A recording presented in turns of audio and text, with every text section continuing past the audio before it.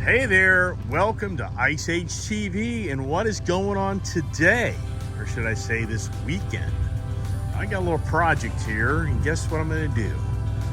I'm going to tow my new Bravo Scout trailer with my F350 with some motorcycles in it.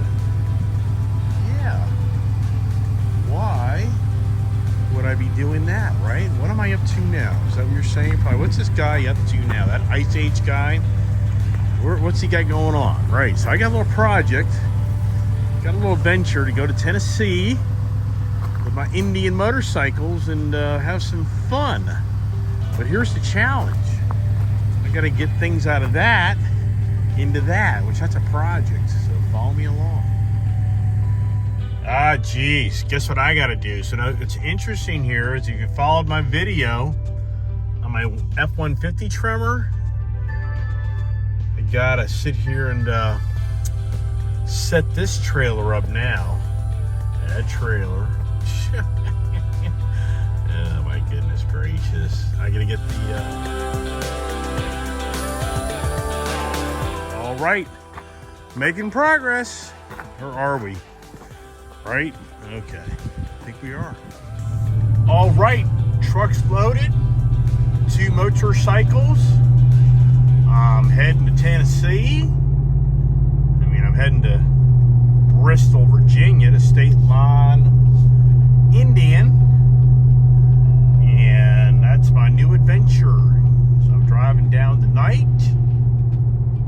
And I got the F350 all loaded up with that trailer. And wow.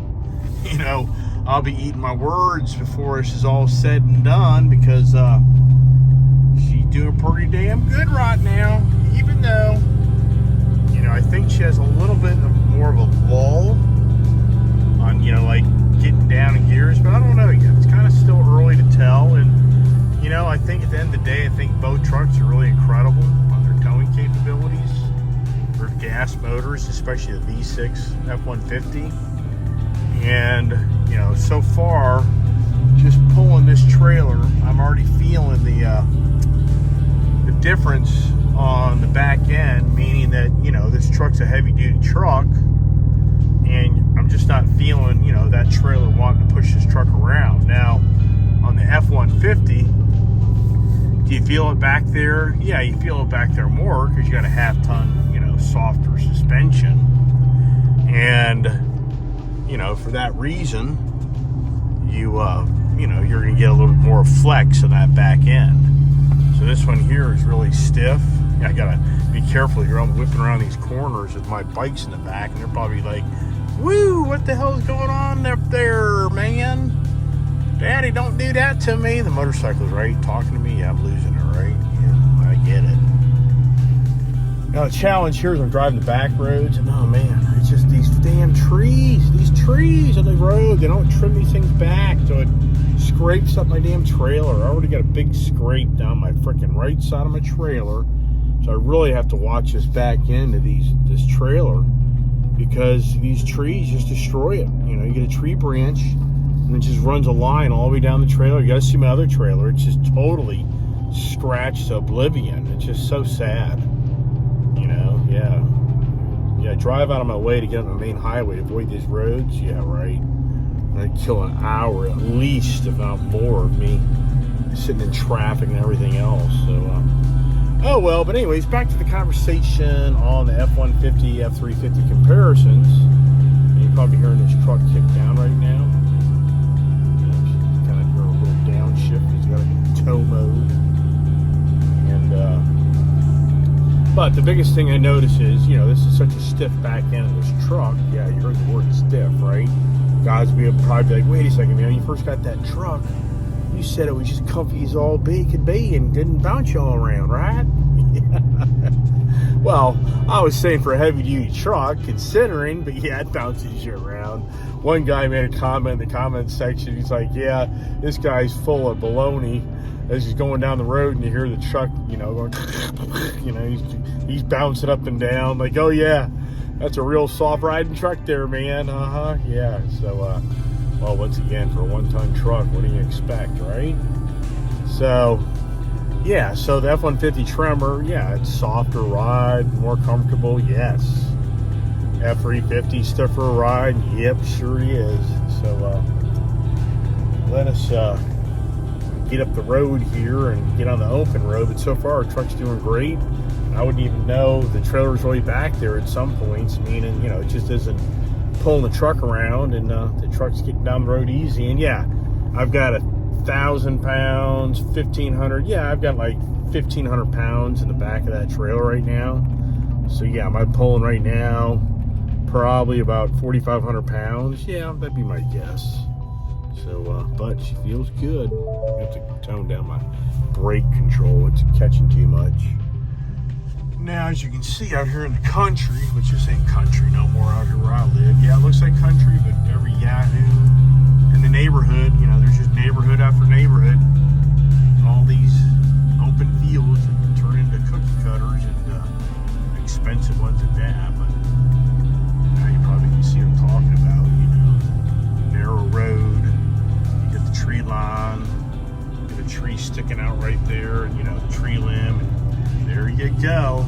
But, oh my gosh, this truck, you know, I sold my dually, sold my Ford F-450 dually, and I really won't know the true story about this truck's, you know, real capability, meaning I'm content that I'm not fighting the damn transmission all the time and downshift and upshifting, you know, because that F-450, big old diesel, 1,000 foot-pounds of torque, this thing, which I'm blowing away, has 475 foot-pounds of torque, and the F-150 V6 has 500 foot-pounds of torque. I mean, I'm just blown away. I mean, you would think that this V8 Godzilla motor would have at least 500 foot-pounds of torque, if not 550, 575. And yeah, there's no doubt in my mind you can bump it up, doing some things to it, but oh my gosh, that's just hard to believe. You know, what's going to be interesting here is, what's the fuel economy? You know, so let's go to the fuel economy now. It's way too soon to know because, you know, we just started towing. So we're at 11.2. So now on the F-150 Tremor, I was predicting 8 miles per gallon. I was saying 7 to 8, but I figured I'd probably get about 8 out of it. So I was kind of surprised that truck got 7.2 at the end of the day. I really did think that thing would get, you know, 8 miles per gallon. So here's the thing. You know, what does this thing get? And my gut instinct right now is, I'll say it's 9. 8 to 9. That's going to be my kind of guess. And, which would be, I mean, could I venture to say 10? I doubt it. Would that be really nice? Oh man, I'd be very encouraging. But keep in mind that I was pulling 7,000 pounds with that F-150 Tremor. And now, you know, I'm guessing I'm probably pulling, you know, 4,500 pounds. And that would kind of be my guess right now, without running all the math in my head as I drive down the road. So, yeah, I don't know, maybe more, 5. But anyways, you all kind of get the gist of the conversation. This is hauling right now, you know, 2,500 pounds less weight. You factor the GT 500 to 4,000 pound car, and I got bikes at 1,500 pounds. You know, it's a 2,500 pound, you know, difference, conservative in weight. I'd say 2,800 pounds difference. And I don't have a passenger. I was kind of surprised. My daughter said, "No, Dad, I don't want to spend 12 hours in a truck this weekend," which she's right. You know, my daughter goes with me like everywhere. And I'm actually surprised that she didn't want to go down for the Tennessee Adventure. But at the same time, you know, I can kind of get that, you know, this is about a 6-hour drive. It's over 6 hours between stopping and getting gas, something to eat. And, you know, so for the weekend for her to do this, meaning I'm driving down Friday night, and then I'm going to get up tomorrow morning and do my deal, which you'll see what that's all about. And then, you know, basically come back maybe Saturday afternoon or come back Sunday morning. But at the end of the day, you know, I would say you're talking close to 13 hours of, you know, road time between driving and stopping and everything else. So, you know, I get it. She just wanted to stay home and play with her horsey. And ride her dirt bike and hang out with Mama. So how about that idea, right? It's going to be mom-and-daughter weekend. And that's going to be daddy motorcycle weekend. How about that idea, right? And down in Tennessee, it's supposed like 70 degrees and nice today, and it's supposed to be 60s tomorrow, so that'll be pretty encouraging. You know, one thing I really like about these Ford products is how you can run, you know, 87 octane in these trucks. I've run 87 octane in them, and yeah, I do every now and then, like maybe put premium in it.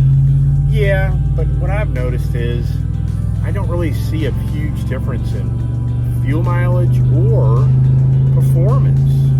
You know, so, you know, in today's pricing of fuel these days, you know, that's a good 50-cent spread on, you know, 87 octane to 91, 93 octane. So, and it isn't a thing where it's like, oh, you're just being cheap.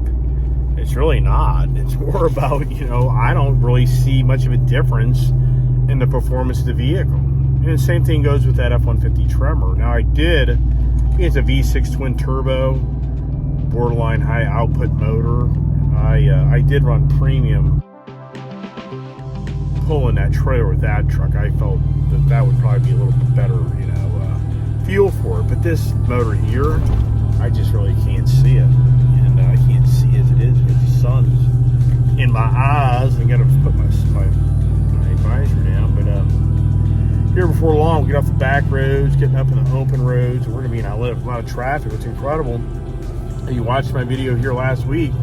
This is the same video as far as me leaving and going to the same destination, but it's a different truck and it's less weight and it's different, you know, a different project. Last project was going to Tennessee and spending Thanksgiving with my mother-in-law and family, and then doing the GT 350, GT 500 free-spirited runs in the back roads.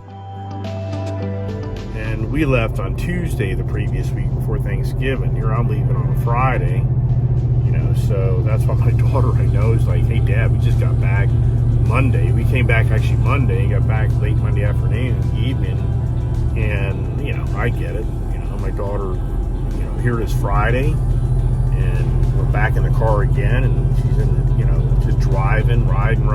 Now, if she was driving this truck and trailer, I can promise you'd be a whole new story. But she just isn't there yet for me. You know, could she drive the truck and trailer? Yes.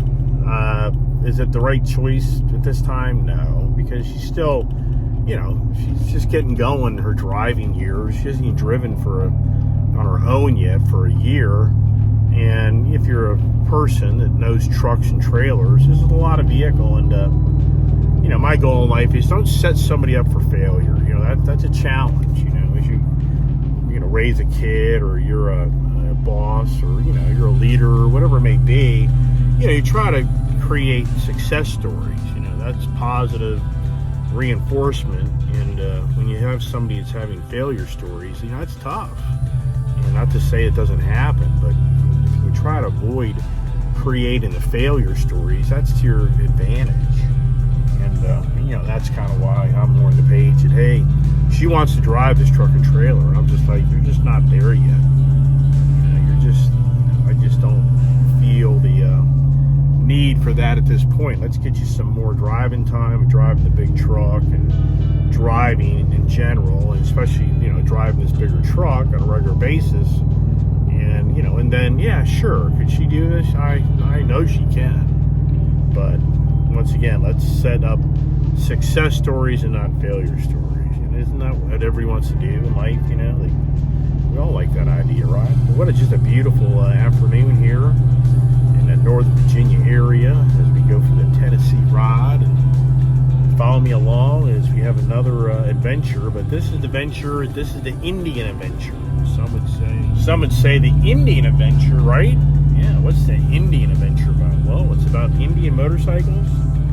And you know what's incredible is I was such the Harley guy, and I'm not embellishing. I for, you know, close to 10 years was buying every latest, greatest Harley CVO you could buy.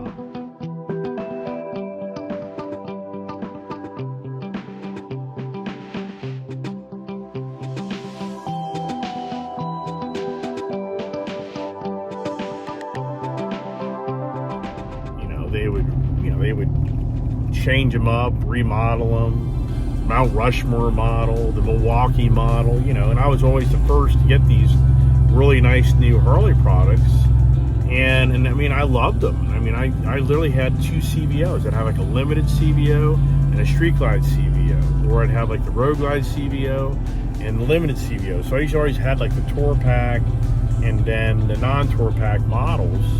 And I even had the 2018 Earth Black. I think it was called the Earth, Black or whatever the name of it was. Really pretty bike, Road Glide with the 117 motor in it, and really nice bike. I mean, just a really badass bike.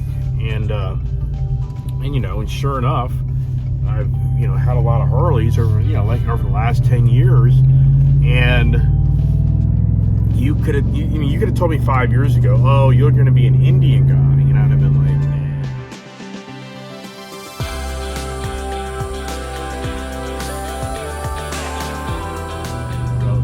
I'm sorry, the Indian just didn't really attract me. I just didn't see the product being viable because they had so many bankruptcies and so many different change of ownerships, and I didn't see the quality in them. I just felt like, man, it's a Polaris product. And yes, if I own the Polaris stuff, I sure have. And there's a fine line there. Years ago, I thought Polaris wasn't such the greatest of products, even though I owned a few four-wheelers. And yeah, did I take a beating on those things? I did. But that's back in like 2003, 4 or 5. So I was never a big, believer that Polaris really had their act together in the Indian product when they bought out Indian manufacturing. And so I sat in the sidelines for many years. Wow, we interrupt this comment section. Dude, this truck's just doing really great. Fabulous. To get out of the fuel economy thing. Wow, I'm really impressed. You guys are probably like, golly, this guy, when is he not impressed, right? When are you going to tell us you're not impressed? And I don't have a problem with that. I'll talk about that a little bit later, about the Broncos that I have on order that I don't know if I'm going to take them for all the negativity I'm hearing out of them. I hear that good old exhaust, which I love this exhaust in this truck. And I put it on. If you watch my videos, I put on this MBRP exhaust. I was one of the first out of the gate that got one. And I show you how to do it in my how-to video. So anyways, going back to the Indian conversation, well, I love these big mirrors. There's just a huge difference on trailering. That's nice. So, for years I sat on the sidelines and mulling over buying an Indian. And it actually wasn't until the fall of 2018, if I remember correctly, that I test drove a Indian Chieftain, if I remember right, and beautiful bike. It had a 111 motor in it, if I remember right. Pretty sure it was, maybe 103, I don't know. So really nice bike, but I had reservations, so I didn't buy it. And so then you fast forward to September 2019, and Indian released their brand new Dark Horse Roadmaster, basically a Harley copycat tour bike. And I was very intrigued in that bike. I really liked the way it looked. It didn't have the big, it had the more traditional bat wing of a Harley, and not the traditional front fairing, Indian style, which is a lot bigger, and the lights are in the fairing and stuff. So I went ahead and I test drove one, and I was like, wow. I was like, this is crazy. And so I actually had the dealer go find me a brand new one, a ruby red one, and I ended up buying that bike, and it's just incredible.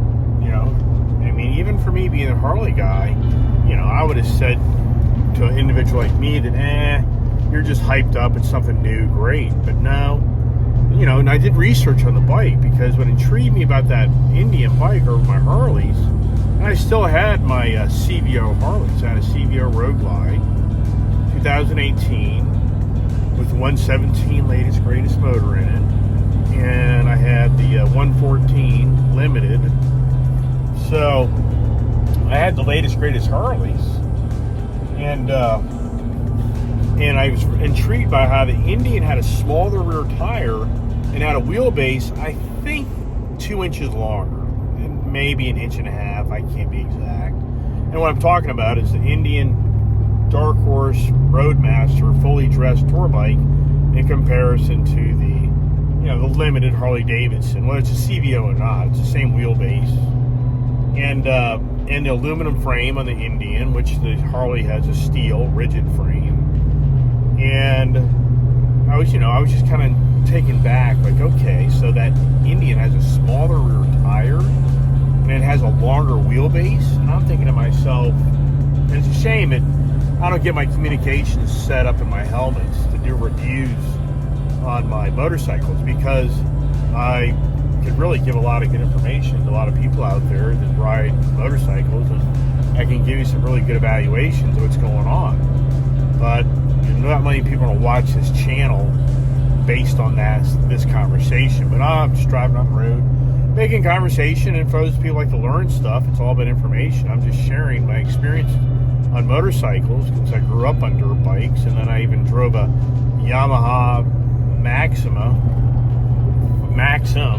550 that my parents, when I was in my senior year, let me ride a motorcycle to school. My junior year, I can't remember, but think about that. I mean, even for me as a parent, would I let my kid do that today? No way. So my parents were so cool that they let me ride a motorcycle to school, and I was like, about a 10-mile trip to school, so it wasn't like just a mile up the road. And then I rode the bike around, so that's a whole other story. But it's just my years of exposure riding motorcycles.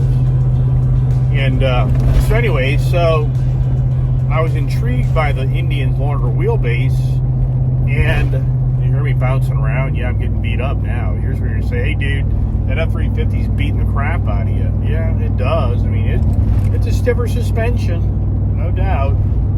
F-150 definitely takes us in that aspect, but as far as this trailer back there, I'm not feeling that trailer, as far as it's just the featherweight back there. So I was really intrigued by that longer wheelbase, and the reason I say that is because I've been a BMW guy as well, and I was interested in BMW's new K1600 bagger they brought out about 4 years ago. And I was thinking about buying one of those, because I've had the R1200 adventure bikes.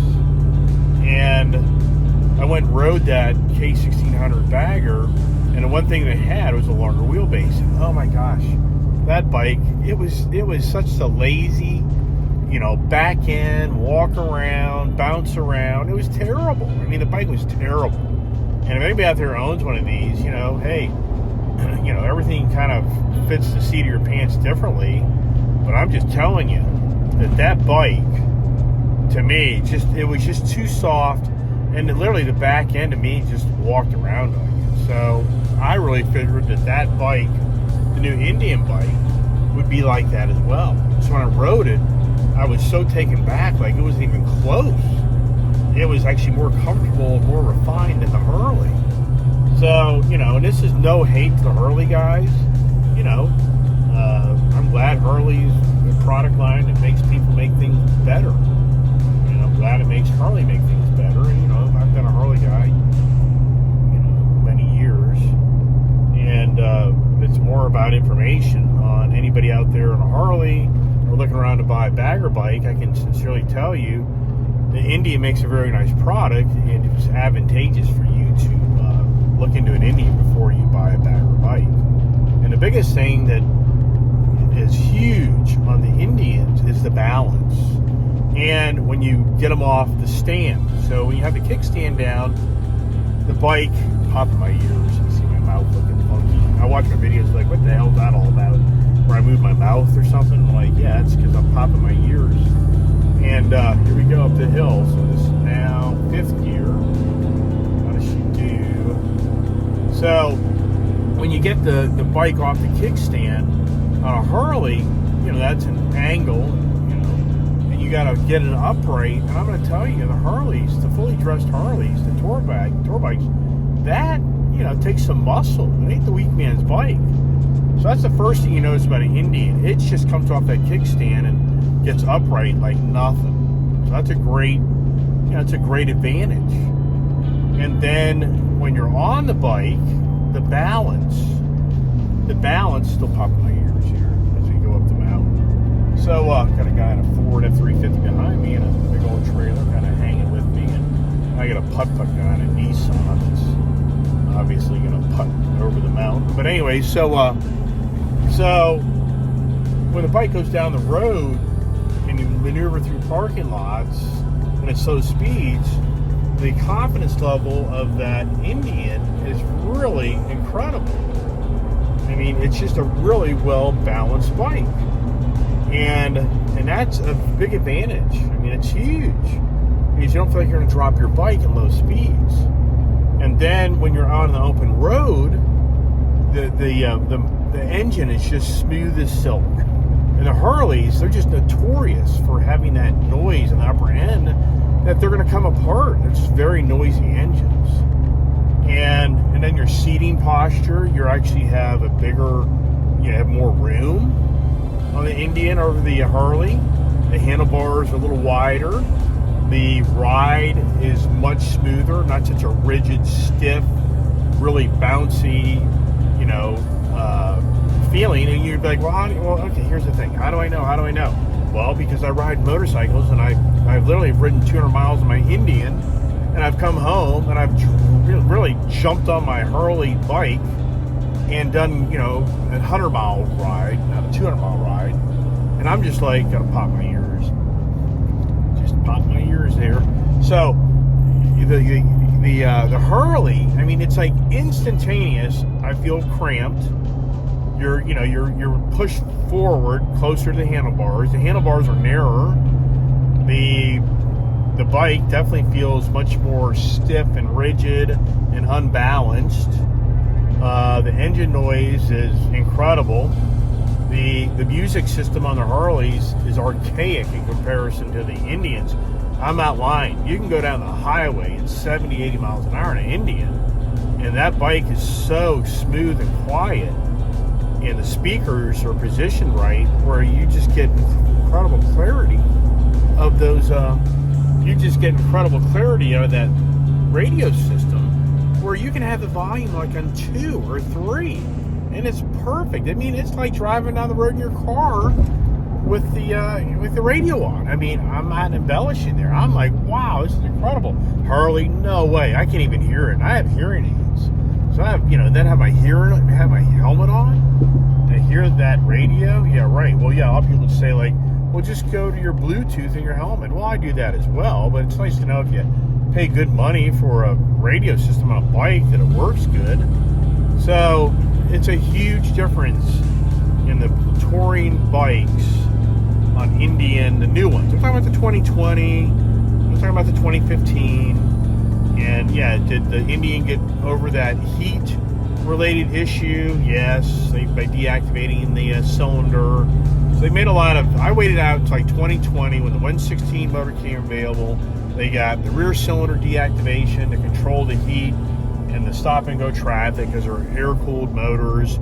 They updated their ride command system. The infotainment center is huge, better over Harley. The front windshield goes up and down. It's adjustable. That's huge. The Harley is not. So on hot days, you have no airflow on you. I mean, so there's just a lot of little things that Indian did over Harley and just, hit it. I mean, they just hit a grand slam. And when you ride the bike, you'll get that. Now, if you're a diehard Harley person, you like that rigid feel. If you like that noisier motor, if there's things that you just kind of like, that stiff, ledge sled feel, then, you'll probably want to keep your Harley. And it isn't, this is not like a slap in your face. This is just, that may be what you like. I did a review on the Ram TRX over the Ford Raptor truck. And I'm going to tell you right now, there's a lot of Ram TRX guys who are like, I love that feel of a truck. Going down the road and you get bounced around. Well, then you're going to love the TRX. If you get in the new Raptor truck, you're not going to get that. You're going to get a softer suspension feel, and you're not going to get all beat up. So it may not feel like the truck feel you want. So that's fine. That's what makes the beauty of life. Whatever fits the seat of your pants. I'm glad not everybody likes the same thing I like. Uh-oh, here we go. Jesus Christ. You're backed up big time. Something's happened up here. Yikes. Oh, boy. Oh, this is not good. This can turn in now, an extra half an hour. Wow, we lucked out there, man. Because there's a major accident. We got around it. Thank goodness. All right, back to the Indian motorcycle conversation. For all the Harley guys out there, are probably thinking, oh, geez, I can't take it. Now he's talking about Indians. He's talking about Fords. He's a Ford lover. Now he's an Indian lover. Well, I like products that seem to be good. And, for the moment, they seem to be good products. Now, could that change? Sure. Everything changes. But for the moment, it seems to be okay. Which, that's the good news. Now, you could say, well, he's all about Ford, never bashes Ford. Well, okay, here we go. Let's talk about the new Ford Bronco. If you watched one of my videos here a few months back when I was walking Kuhn's Ford Baltimore's parking lot, when I was trying to buy a Tremor truck, F-250, and there was a few Broncos sitting around, and I was making comments about overpriced they are, and I was making comments, and I think that you're going to see a ton of these things. Yeah, I think you're going to see a ton of these things sitting on used car lots, down the road. And a lot of you are like, oh my God, you're kidding me. Well, I belong to forums, and I belong to the Ford Bronco forum. And I can tell you that there's one story after another story of so many unhappy Bronco. I'm not talking the Bronco Sport. I'm talking about the retro Bronco, which I've had two on order. I've got one at Ford ordered and one at Ford ordered that I ordered in July of 2020 that still haven't been built. But yeah, okay, it's fine. And to the point, the excitement's still there. And when you read all these forum members' experiences with these things, you'd honestly say, I don't think I'd buy one. I mean, and I've been around them to see that the quality, the interior feels cheap. So much plastic, it just feels cheap. And then you hear all these forum members, chiming in on how this rattles, this leaks, the engine totally stopped working, the transmission issues, all the fit and finish of fenders and doors and hoods. I mean, the list goes on and on and on. I mean, and you have to say to yourself, wow, here's a $50,000 optioned out, $60,000 optioned out vehicle on the higher end, and the quality is not very good. And I've even seen a few people buy these things and they've already turned around and traded them back in to sell them. So, there you go. You can say, this guy only, talks the positives on Ford. I have no problem in discussing issues of a manufacturer that makes mistakes and lets you down. Even the point, the GT500. There were a lot of forum members about the GT500s that have given them back due to quality control, due to not happy with the DCT 7-speed transmission that's in them. So there's a lot of GT500 stories too, where people just didn't get what they thought they'd get for the money they spent, and they gave them back. So, but going back to Bronco, I mean, it really is, going back to the Bronco, it really is pretty sad. if you do hear all these different stories of what, in my eyes, it's not comforting to be buying a Bronco when you feel like they're just not doing a very good job of quality control. And, and what you hear too is you get your Bronco built and good luck ever getting it, because it sits somewhere forever. And what's already happened to me is it had a build date. I do have a VIN though. If everybody understands that, that's huge. So I do have a VIN for both, Broncos, but the build dates keep on getting changed, which, once again, it's not a big deal. I mean, in all sincereness, do I even take them? I'd say it's 50-50. I mean, literally 50-50. And then I could talk about my own Ford Explorer ST. That's an awesome vehicle. I haven't talked about how the transmission went out on it. 13,000 miles and transmission kaput. I got pictures of metal shavings in the transmission, and so I lucked out. They put a brand new transmission in, and actually the new transmission feels better than the old one. But now here yesterday is the first time I really drove in a while, and the vehicle is throwing all these codes where your four-wheel drive can't work, your this can't work, just so much stuff that getting around a guy here, it's just putting down the road, it's 5 o'clock traffic, and this guy here, he's sitting there eating, Yikes, right? Race car and his race car truck guy in the trailer, right? So my ST, now, would I take that thing 1,000 miles to Florida right now? I wouldn't. I mean, whether it was or not, I lucked out. That thing was having some issues, and I gave it to one of the mechanics at the dealership to go play with it. He took it home, he drove it home, and he's 50 miles, from work. And coming in the next morning, he's still like 35, 40 miles from work, and the transmission totally goes out on him. So he had to get a ride to the dealership, and they had to tow the vehicle to the dealership. But a great guy, did a great job putting a new transmission in. But at the same time, here you go. Here's another Ford product that I can share the story with and say, yeah, right, here's the reality. Now, do all manufacturers have problems? They do. I'm more of a Ford guy. Am I more abreast of what's going on? Yeah, because I'm more exposed to their products and in forums to talk about it. So, once again, anybody out there going, all this guy does, he talks about Ford, but he never talks about the negatives on them. Well, there you go. I'm giving you some negative information for you to think about. And if I'm a guy right now, I'm getting ready to go buy a Bronco, I wouldn't pay premium price for one. No way. No way. It's ridiculous what these dealerships are, the market's ridiculous. The dealers are charging premium price, and everybody knows everything adjusts. Everybody paid premium price. Yeah, your premium price vehicle won't be worth the premium price. So, no hate, just the facts.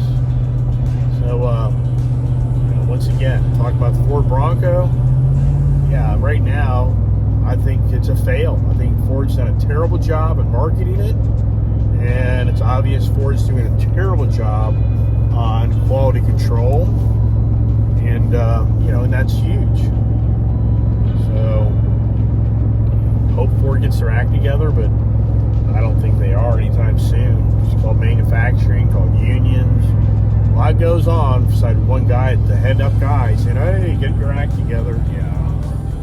All right, so let's look at where I'm driving, first of all, right?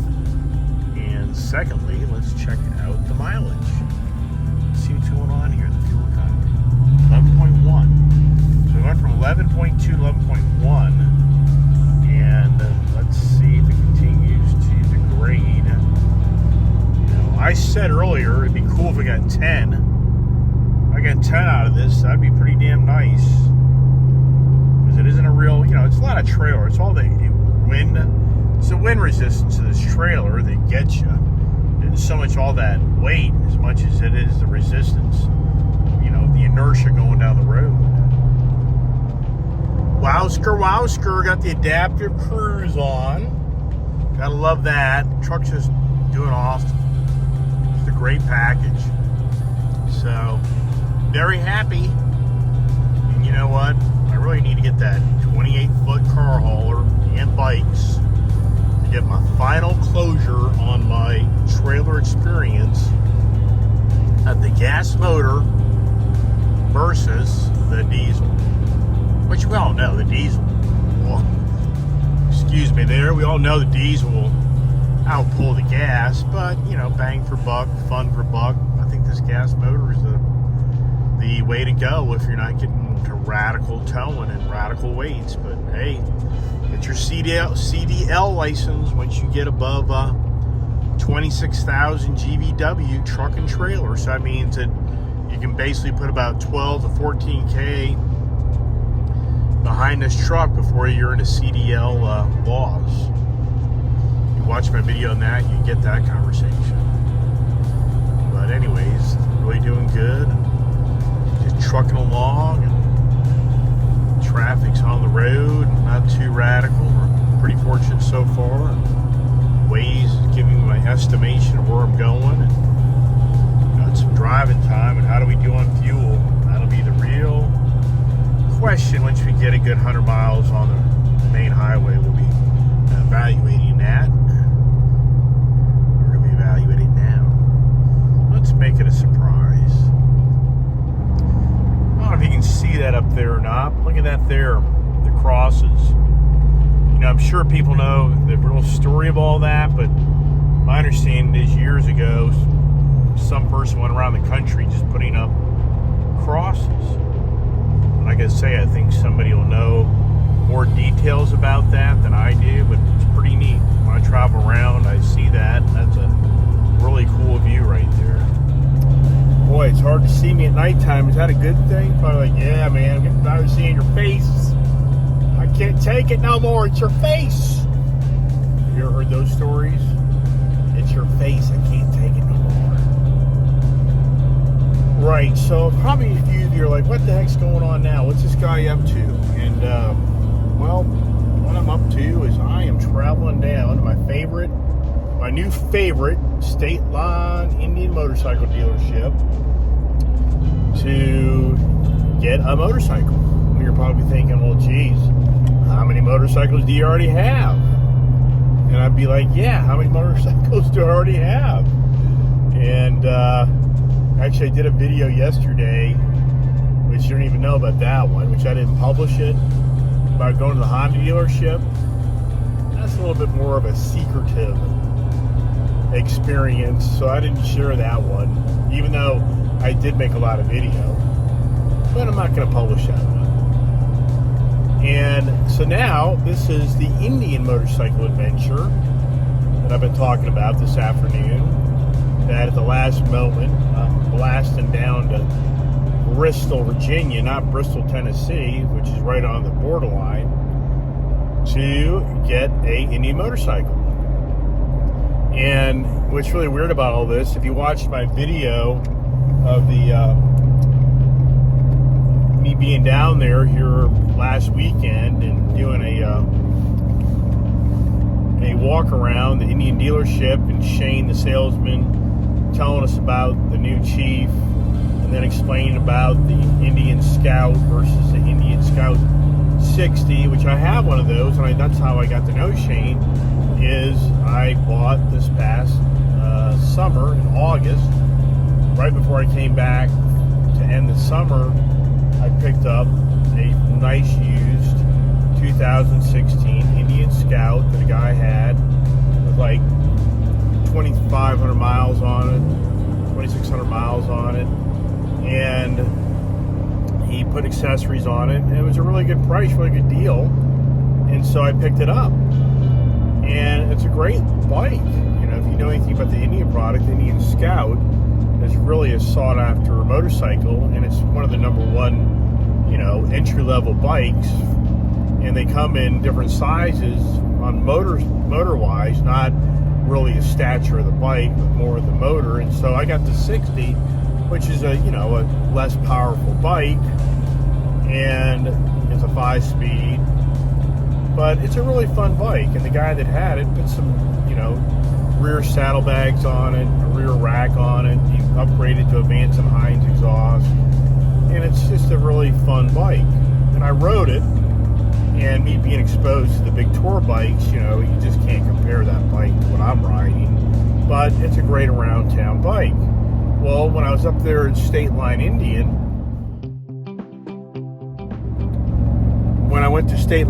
last weekend and did a video that's going over my F-150 Super State truck, lo and behold, we walk in the dealership, and there is a really nice Indian Scout bobber. And what's crazy is, back in August, I literally was getting ready to order an Indian Scout bobber.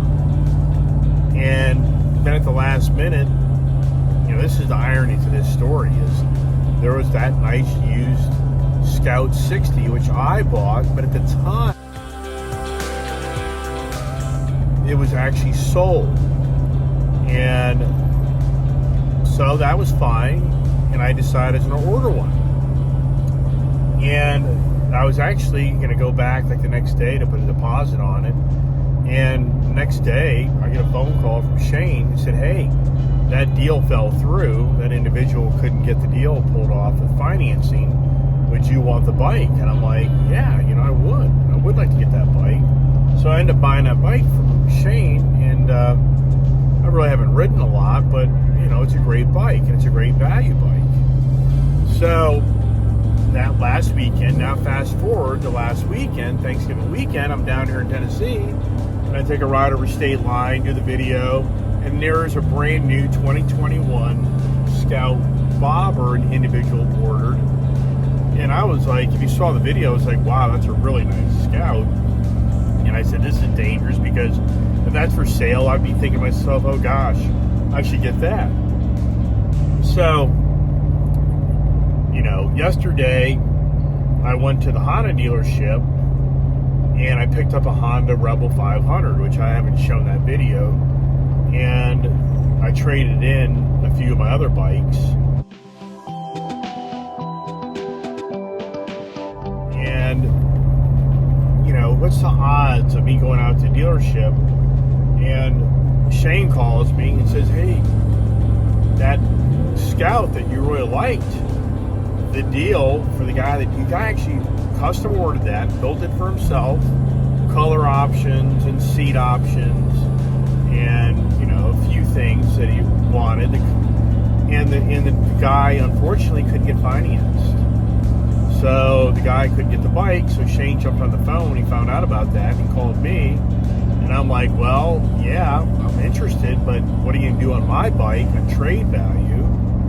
And, what are you going to do on that bike? And, and whatever. So yesterday, I said, all right, run numbers, let's talk about it today. Now it's Thursday, and meanwhile, here I am out getting a Rebel 500, and I'm trading out my Honda ATV and my Honda Sierra 450 RL that I got for a Rebel 500. And I'm just thinking, wow, this is kind of crazy, because that's probably the better bike, and for a starter bike, that's a better starter bike. And the Scout is definitely a nice starter bike, but I think you should have a little bit more ride time under you if you're a younger person. So that's a whole other conversation. But anyway, so today we kind of haggled back and forth on doing the deal, and we finally came to closure on me agreeing to buy the bike. And for me, here I'm driving back down to Tennessee when I just came back from Tennessee, and actually had a guy that would actually meet me up here and charge me $1.25 a mile to bring the bike to me, and then take my bike back. So at the end of the day, it was going to be about $850 to pay somebody to bring the bike to me and take my trade back to him. So I got to think to myself, why don't I just trail the bike down with my Chieftain Elite?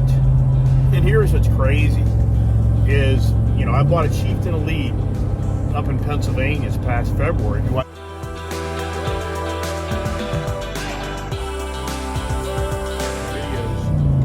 It's really kind of the first time I started showing my face. I really didn't show my face in my videos when I got going on my YouTube channel. I just really didn't want it to be about me. I wanted to be more about the content, but as time progressed, I just came to realize that people want to see a face associated with, you know, the individual that's doing these channels. So I now opted to do the face. You can't even see me at night, so you're just hearing my voice, but I opted to do the face recognition. And I've got an Indian Chieftain Elite, which is really a nice bike, and I had it down in Florida all summer, and I brought it back home, and it's never been in Tennessee riding. And so I got to thinking to myself, I bought a Stage 1 air cleaner for the bike, and I should put that on the bike, even though my Dark Horse Roadmaster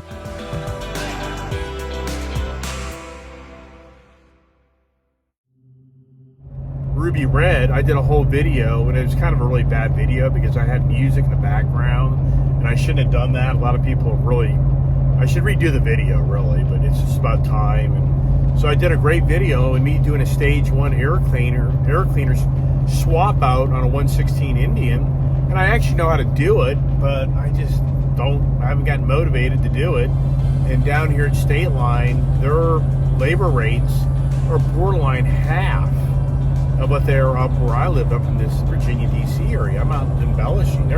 My Indian dealer is at like $190 an hour for labor rates, versus down here, I think they're at 90 or 100. I can't be, I'm just telling you, it's about $100 spread. It's crazy.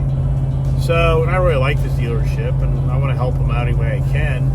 So I decided I would bring down my Indian Chieftain Elite and just let them go ahead and do the Stage 1 air cleaner, and I'll just drop my bike off. I'll drop off both bikes when I get down here. I'm going to drop off the Indian Scout 60 for the new Indian Scout bobber, and I'll leave my Chieftain Elite down here, and whenever they get a chance to do the Stage 1 upgrade air cleaner, then that's great. And then I'm going to be back through Tennessee here at the end of the month, because I'm going to Florida for 2 weeks.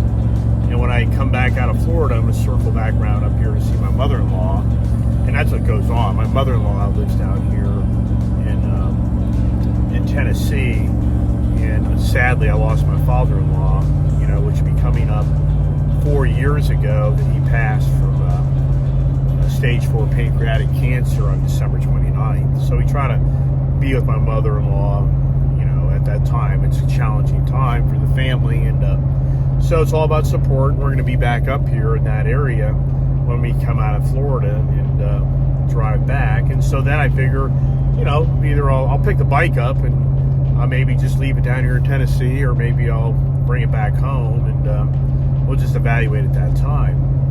And even borderline, do I leave the Indian Scout down here in Tennessee as well, because I'm not going to be riding it up north due to the winter months. So kind of giving you a lot of information here, but that's what's going on. It was pretty cool. I did a whole video last weekend of State Line, I call them Friendship Indian motorcycle dealership, and here's an Indian motorcycle I really thought was a nice color and a nice setup, how he ordered it, and I was really like, wow. And now here I am, the guy, and it's going to end up getting this bike. I feel bad for the other guy because his financial situations made a hardship on him where he can't get it, which, I'm sorry to hear that. In all sincereness, if he was meant to get it, that's great. And, and I understand. Even to the point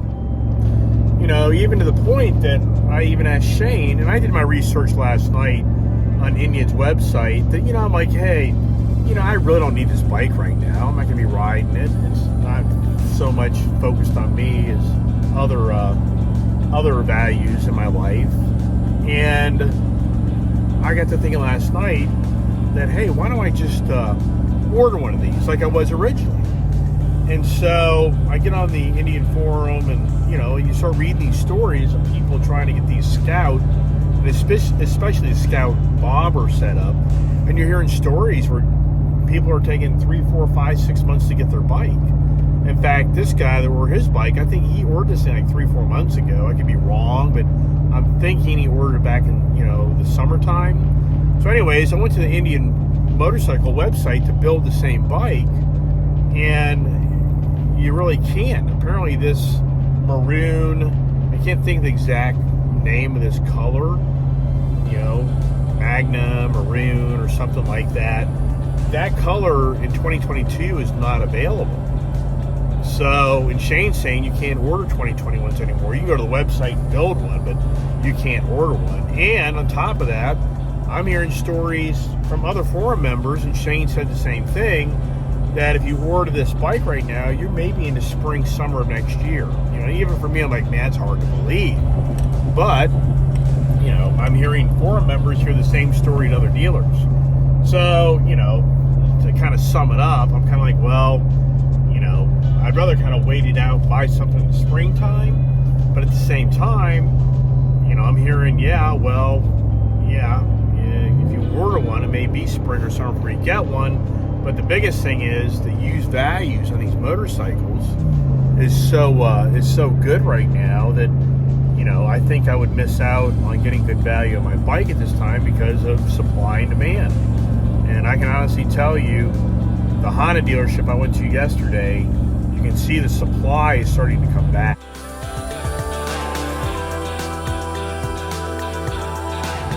So I think anybody out there that's on the fence of selling something that they own right now and getting good value, you're running out of time. The supply chain is going to start to catch up again. And what that equates to is when there's tons of motorcycles, brand new, sitting in a showroom, used bikes are not as attractive for a dealer to buy, giving you premium money. Oh, they'll take your used bike. They love used bikes, but they want the deal on them, and they're not going to give you a lot of money for them, so the next guy can get your bike for a great deal. Versus right now, they're giving really good money for motorcycles, and people are paying premium price for used bikes. So something to think about as I continue my nighttime adventure to the Indian motorcycle dealership deal for tomorrow. Wow, look at this here. 10.6 miles per gallon. I'm pretty impressed. Now we're getting into the heavier mountains, so this may go down a little bit, but so far that's very impressive. And yeah, I got less weight behind this thing, but I'd say she did pretty damn good. I said 10 maybe, I think. Who the hell knows what I said, right? Having a great drive here. I mean, this truck just rocks. Rock and rolls. Wow, what a trip. I'm about here, my destination, and man, this truck just so much fun. These Tremor trucks are a blast. And yeah, I mean, I need to put a car in the back of the trailer and see how she does. But let's look at my fuel mileage here. I said 10. Ooh, 9.9, but believe it or not, I was at 10.2 a while back. So not too shabby, but I think if you put a car in, when you drive a truck and trailer and you've got something in that trailer, the most nervous thing is opening that door up to see what's going on. And it's nerve-wracking. I guess I should put cameras in the trailer. I mean, they have technology today where you can do that, but yeah, just have hope, right? So let's open the door and see what's going on. The moment of truth. Thank goodness. Right? Boy, I tell you, they went to open the door up and the bike's laying on the ground. Oh my gosh. You talk about just being so disappointed. Right? All right, the Tremor truck F350 just has done a great job. And I just can't emphasize enough what a great truck. So, very happy.